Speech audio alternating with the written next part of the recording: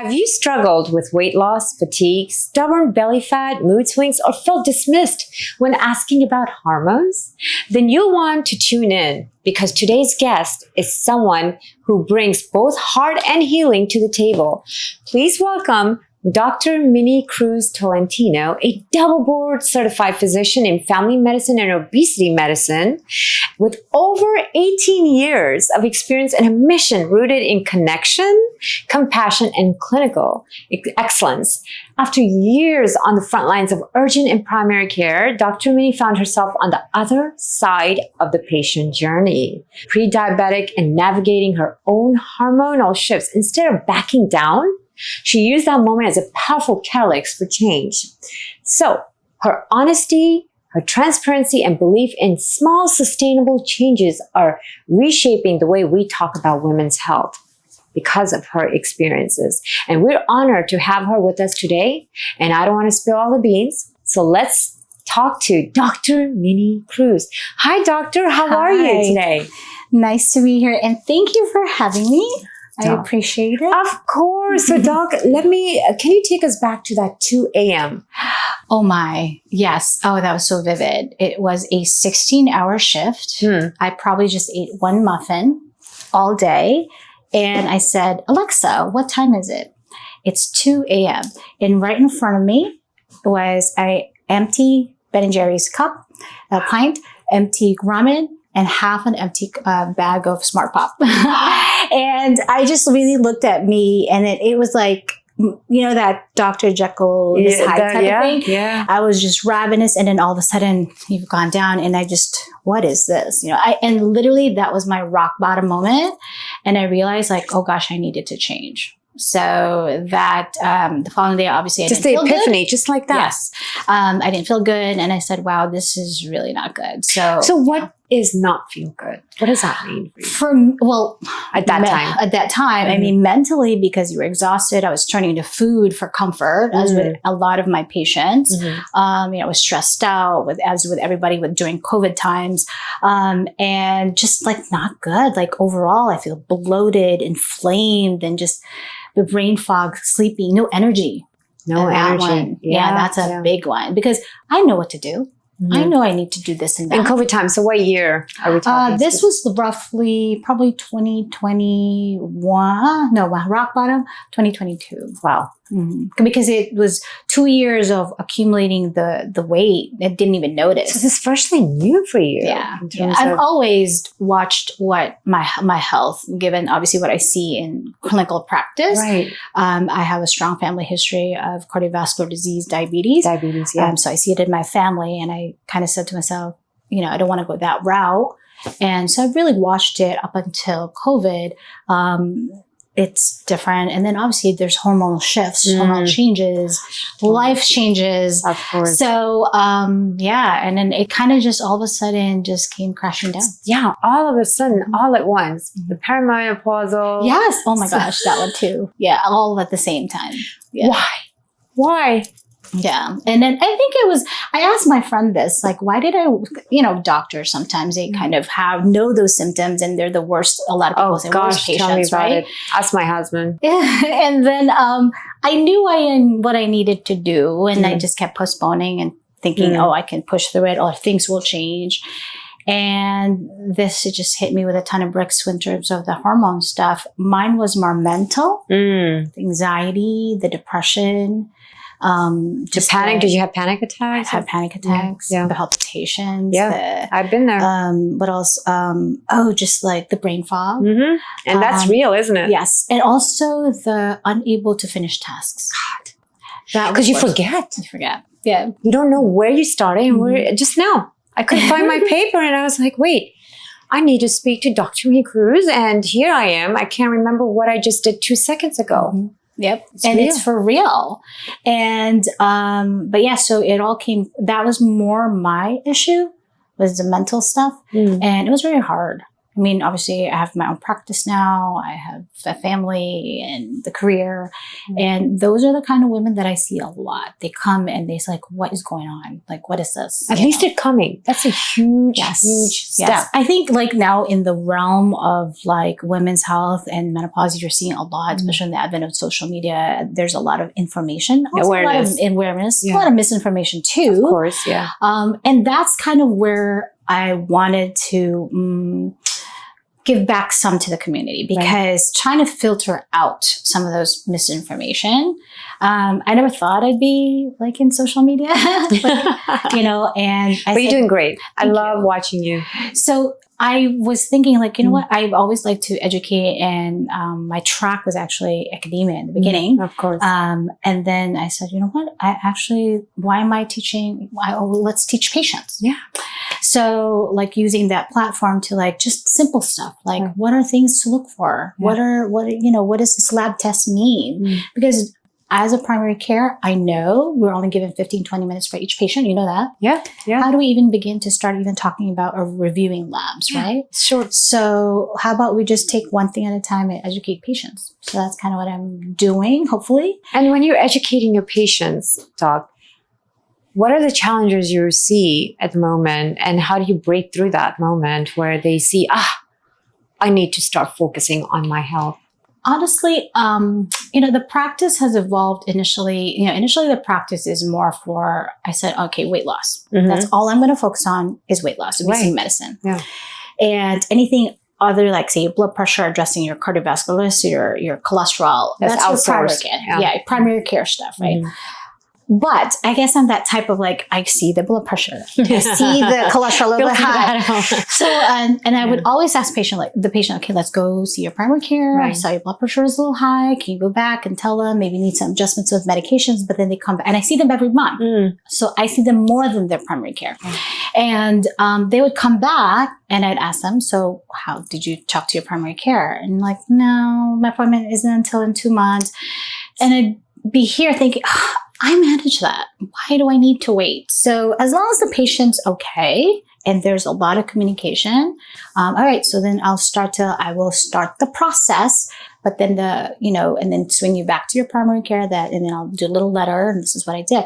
So in time, it has evolved more into a really like multidisciplinary looking at, it's really wellness. Yeah, it's the entire body. Exactly. Yeah. So when you come to me for, say, weight loss, a lot of patients come thinking they're just going to lose weight. But they come I know that story too well. Yeah. But they come out the door really thinking about, because they really make their real... And they want to lose 20 pounds. They just want to lose 20 pounds. But I really make it a point that when they leave that first visit, they're actually thinking about their health in the future. And I tell them that the number on the scale is just one number to look at. Look at your blood pressure. Look at your risk factors. Look at your cholesterol. How do you change the mindset shift? Because it's not easy to, as a physician, right? To give them that understanding, that care, because as you know, physicians are known to, and through your practice, you are just very methodical, and this is what you have to do, one thing and then a second thing, and you let the patients go, and if what happens, that's not your problem. So how do you, from that challenge of you personally taking that, putting into this new practice of caring for their entire mind, body, and then shifting their mindset, how do you go through that cycle? So being in primary care for a while, we are given 15, 20 minutes. You're right. We don't have time. You don't have time. With my own practice, I dictate my own time. Okay. So my first visit is usually an hour. The subsequent monthly visits, 30 minutes. If I feel like we needed more discussion, I will call them back and really talk more. The time that I spend with patients makes such a big difference because I get to know them and I get them to ask why. One of the first things is, why are you here? It's really asking them why. Nobody asks. Doctors don't ask. I never asked. I never asked them, why are you here? That's why I was asking you. How did you change your mindset to think about? Yes. Did you ask them, why are you here? And then they kind of like, well, why is she asking me that? It's really a weird question coming from a doctor. Exactly. Then and honestly, that one question, it just comes pouring. Yeah. And then you hear all these stories. And then honestly, I learned a lot from my patients. I mean, you're providing therapy. Oh, sometimes, underlying therapy, right? Sometimes I mean, that's the what first visit needs I have a tissue unraveling. Yes. Yeah. They come in. Sometimes when I ask them, why are you here? It's like already, and no, because nobody ever asked. Yeah. Nobody ever asked. So I think that is a big thing. And then they come out really thinking about their health differently. That, okay, maybe she's right. Maybe, maybe it's not just the weight or that number on the scale I should be worried about. I actually just have one patient right now. He's a little tough cookie, but he comes. He's a business owner, very busy. I tell him I'm busy too. We're both busy, but I take care of my health. So why can't you? So I know he's very busy, but he still gives me his time, 30 minutes, and we sit down. And now I think we're about 3-4 months in. And I could see the mindset shift doesn't happen right away. Not. You know that. Not. So, but I could see it takes a couple months. Yeah. And I can see it that what we're talking about is kind of getting to him now. Yeah. And he's making a lot of changes. Honestly, even if patients leave with 1 or 2 assignments from me. Good. So, for example, a patient would leave like, okay, don't put that simple syrup. Yeah. In your coffee or whatever. And then I would say, that's all your assignment for this month? Yeah, the task. That's it. Yeah. And they're like, that's it? Like, yep, that's it. And do all the other stuff, the protein, etc. Yeah. You already know. Baby steps. Exactly. Yeah. And then they come back after a month and I'll say, so did we do the simple syrup, sugar or whatever? It's like, actually, yeah, I stopped buying it. There you go. So that's all. Because if I give them 10 things to do. No, you've lost them. Yes. Yeah. So I only give them. And it's frustrating for someone who doesn't know the avenue or the shift. And if you can just give them one single direction, that's more than enough. Yeah. And I had to go through that, so I completely understand. It's just one at a time, right? You did that. You did one baby step at a time. One baby step. So why can't we do the same thing too? Yeah, like for example, my clients, and it takes 3 months to go through that process, right? And so a lot of journaling and so forth that goes with you, right? Everybody's different. So I see my patients more than they see their primary care doctor. Yeah, of course. So because we check in every month and I really get to know their personality, their lifestyle, their family. They share. I share. I'm very transparent. My patients know what's happened with me and stuff. And I think that's what helps. Yeah. Yes. Yeah. Like, oh, she's been through this. Yeah. I remember one of my patients' husbands says, well, what does she know? So let's pause there. I want the listeners to understand what you have gone through. Oh, okay. So we can make sure they get why you are providing this care to your patient. Yes. So like I said earlier, I was diagnosed with gestational diabetes twice. In my pregnancy, I have 3 kids. Pre-diabetes 10, 12 years ago. And again, like seeing what's in healthcare and what my patients go through with diabetes and all that stuff. And my family history. So heart disease, diabetes, you name it, right? And I really swore to myself as a doctor, like, nope, I'm not going to go the route that my family went through. That's kind of my dad and all that stuff. So that was the big why and motivating thing for me. Okay. Then COVID hit. And then, it was very stressful. And I stress ate and just poor habits, pick up bad habits. You do, because there's no outlet. No. And then food was comfort. Food was comfort. Just with everybody else. And sit in front of the TV, eat, and then before you know, you don't know what you ate. No, exactly. And that's what it was. The Ben & Jerry's, ramen, and Smart Pot at 2 a.m. Literally, And I said, wow, my lifestyle really right now is literally killing me. Yeah. And before it actually does, yes, it's time for you to change. Well, I went to get my blood work done. After that epiphany, I went to get my blood work done and I was 2 points away from having diabetes. There you go. See? And that freaked me out a lot because I wasn't even like, okay, fine. I knew I had to lose weight because obviously I'd gained weight, but then that number, my hemoglobin A1C was 2 points away. And that freaked me out more because the way I was living at that time was 45. I'd be diabetic by the time before I'm 50. and exactly where I said I wouldn't want to be. So with your patients, what are some of the common factors that you've noticed why they have the scares that they do with obesity? What leads it to obesity for them? Obesity is a chronic disease, and there are genetic factors contributing to it, right? And depending if that's triggered due to environmental factors, then it will manifest as if it's hypertension and cholesterol issues, hypercholesterolemia, and things like that. So I think people have to understand that obesity is a chronic disease. So, but you can change it. Change it. Definitely. Yeah. As with me, with the prediabetes, right? I never went to the diabetic range because I took care of it. I started to change my life.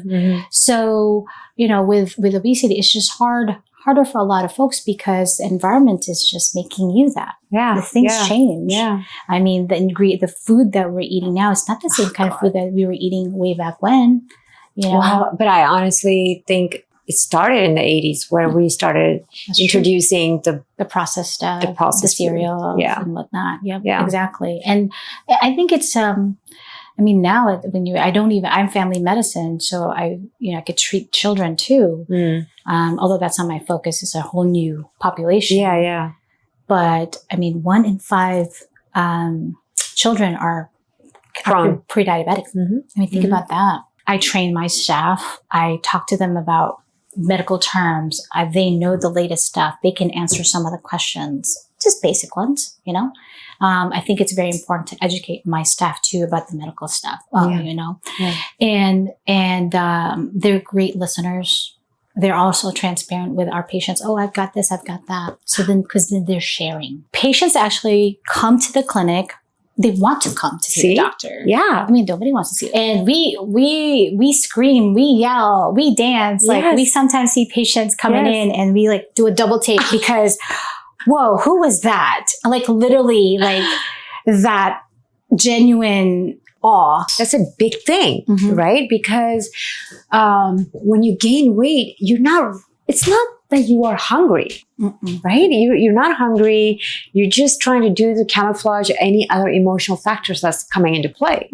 So that's a huge issue. You've probably noticed that with your patients. Yeah. So I do. It's part of my intake form. I do a lot of screening forms. I have about 4 screening tools at the end of my intake form. A lot of my patients what is this? It's a huge packet. Yeah. But they don't realize they're actually screening tools. So I go through them, and if I see a little bit of a flag, then I know I need to work with this patient in terms of mentally. Right. So I have kind of putting together some sort of multidisciplinary care team.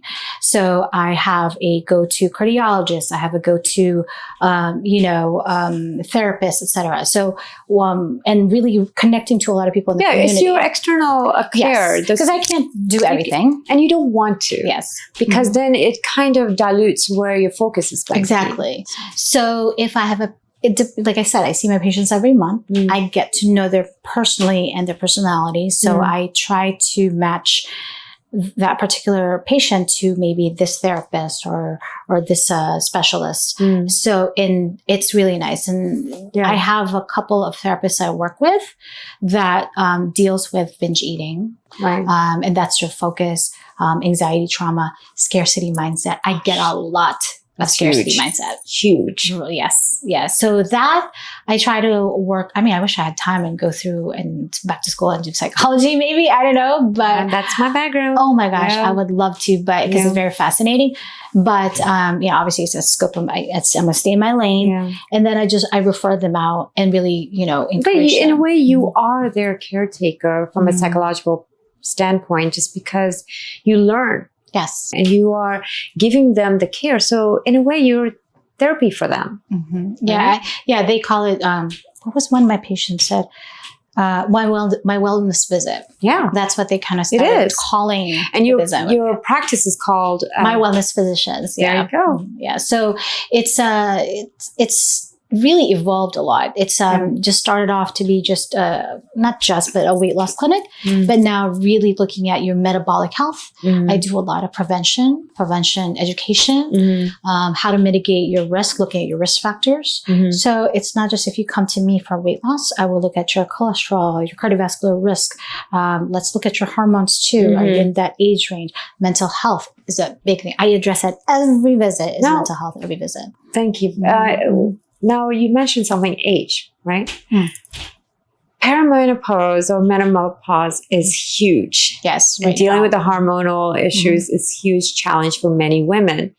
What is your take and what are your tips on perimenopausal, and how can you bring them to awareness that this is normal and these are the steps that you can take, and then we'll go to the hormonal things. Yeah. So I think right now there's so many noise. It's out here in social media now. If you just search it one time, it's going to be in your feed. Yeah. I think it's trying to dissect which ones are good information or just noise, really. There's several books that I recommend to my patients. Please do, yeah. I do have also kind of like, what is this called? I created this thing called Wellness for Her. It's like a little program that I have for my women patients, and incorporated in that eventually. We did one live kind of educational thing. It was for Basics Hormones 101. So hopefully in the next year, collaborate with a lot of practices to just give information to patients. Okay. At a high level though, what are some of the symptoms that you've noticed, or you can indicate to our women out there, or females, about that this is, you're entering that stage and it's normal? Well, symptoms wise, the first symptom that would probably be noticeable is sleep changes. Sleep changes, okay. So you've slept well before, no issues. Now you're waking up in the middle of the night. Yeah. Right. Randomly. For no reason. Yeah. And it's like there's this internal clock and it's driving you nuts and you cannot go back to sleep. Other symptoms, maybe menstrual cycle changes. Now you're having heavy periods, right? And where it never used to be. Or now your periods are getting longer. Obviously, we hear about hot flashes, night sweats. Oh, yeah. But there's a myriad of symptoms, like ringing in the ears. Palpitations can be one. Surprisingly, you talk about hot flashes. Mine is always cold. Isn't that crazy? Yes. So it's a temperature dysregulation. Usually I thought I was losing my mind. Yeah. Oh, I'm definitely like that. Yes, I have 3 girls, and my little one would always ask me, "Are you hot flashing?" That's exactly what she said. "Are you hot flashing?" I'm cold flashing. Or cold flashing. Yeah, I went through the cold flashing. Wrap the blankets around me. Well, I went through the cold flashing, and now it's hot flashing. Yes, but that was, she calls it. "Are you hot flashing, Mama?" I'm like, yeah, and then because they know not to go near my space. Yeah. So and then my friends looked at me like I was crazy. They're like, "No, you're not there yet because you're having cold flash." I was like, "No, honey, there is a thing called being cold. It's just a thermal dysregulation." That's it. Yeah. I think, what else? In a bigger scale, definitely books. There's a lot of podcasts that you can listen to. Finding the right physician or provider. Yeah. There is, so it used to be called, now it's called the Menopause Society. Have you heard of that? I have heard of that. So the Menopause Society, if you want to look for a certified specialist for hormones, go to that website, go put where you're at, and it'll list folks that are, certified in menopause therapy. That's a first way to go. You've got to keep in mind that not all clinicians and not all doctors, clinicians, providers are well versed or trained in hormone therapy. I certainly was not until in the last several years, I went back and, delved into it.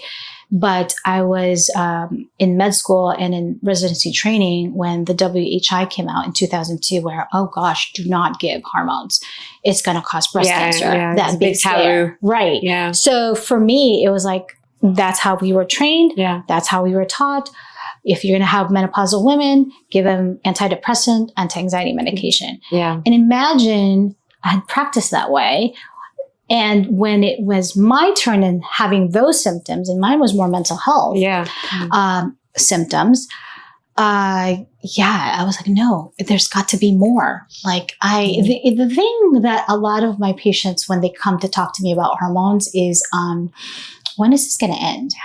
That was the question. That's like So a sad. question. So sad. Yeah. Like, when is this going to end? It's like, it's not going to end. Because once you And make them realize that because you have to come to terms, it's not going to end, but how can you systematically navigate through this, right? Yeah. And those are the steps I'm assuming you're trying to provide. Well, yeah. So education is one. Yeah. I think having conversations with friends. Yeah. I have what I call her my Peri friend. Yeah. So we check in and text each other every day. Every day. How are you feeling? So on mental health and all that stuff, right? I'm feeling good. I don't feel good today. And just all those kind of virtual hugs, whatever. Yeah, yes. Yeah. My husband's also a physician. Mm. So he understands what I'm going through, but he doesn't. Does that make sense? Yeah. Oh, I do understand. Yes. He's very supportive. He understands, but he won't ever get it. Yeah. I mean, he's not. Right. He will never live through He's not going to live through it. You went through it. Yes. However, that's another thing too. It's not just education, educating women, educating partners. So one of my things that I tell patients, like, please bring your spouse to these conversations. Beautiful. Bring your spouse to our first visit.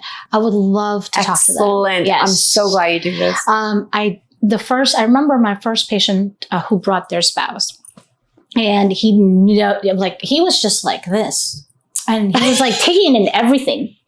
And after I finished my whole spiel and like discussion and education and talking about hormones and what they do and stuff, and he was like, wow, I never knew. Yeah. And then the wife jabs him and says, I told you I wasn't going crazy. It's not like she doesn't tell every day what's going on. So, it was just kind of a great dynamic seeing them, seeing them like that.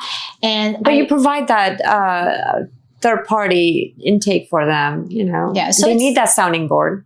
And I really think that partners should also be really included. They need in the to be conversation. 100%. Yes. It's a great way to keep their bond and relationship alive. Mm-hmm. Yeah. I mean, that's why a lot of marriages are always on the rocks, because you're not understanding what's happening. Yeah. And I think I don't know the statistics, and I didn't even get into that, but probably separation or divorce rates are higher during this time because the partners don't understand each other. Yeah. They totally don't understand each other. Yeah. So what are some takeaways? I mean, you focus on hormones, you talk obesity, wellness.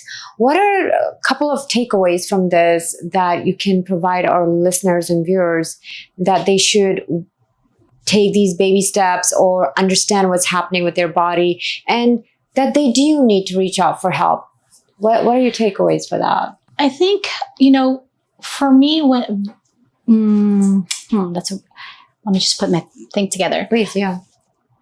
Having been in practice for so long, patients come to see the doctor when they're sick, right?